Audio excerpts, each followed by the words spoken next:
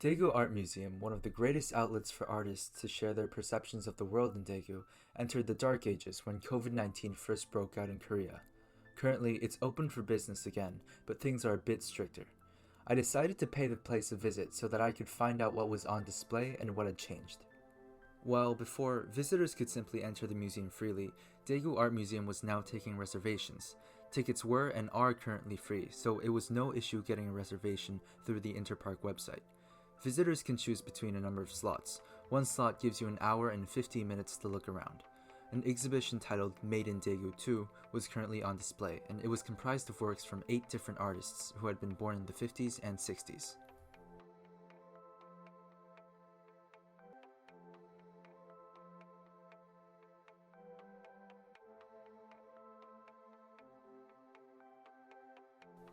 When I got to the museum, there was a banner warning visitors to keep their masks on.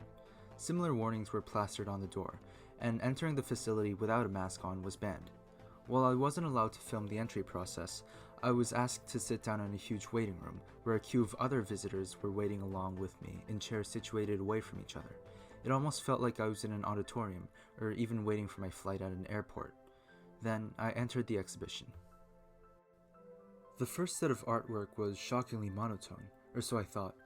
Upon closer inspection, the piece was intricately composed of paint scrapings, meant to illustrate the intensity of the cultural collision between the Korean world and the Western world during the 20th century.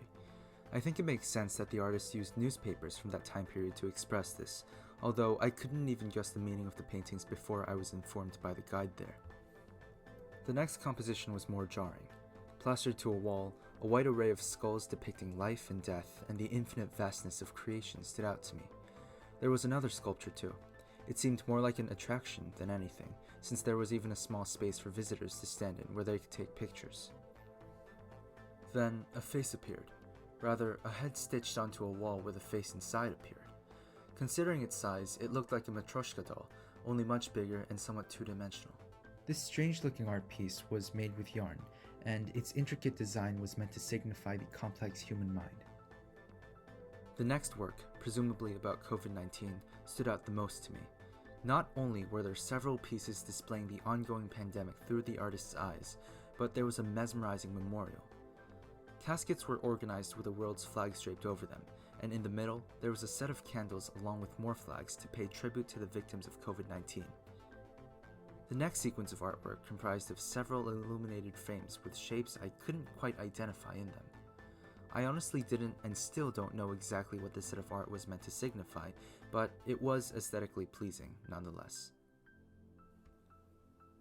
The last design was a huge board divided into square sections, each containing a scene of the 20th to 21st century. There was a different focus to each section, and it was neat that there seemed to be a cross-section of a different world in each panel. It's notable that the artist reportedly wanted the viewers to find out what the piece meant for themselves, so there was also an introspective element to the experience as well.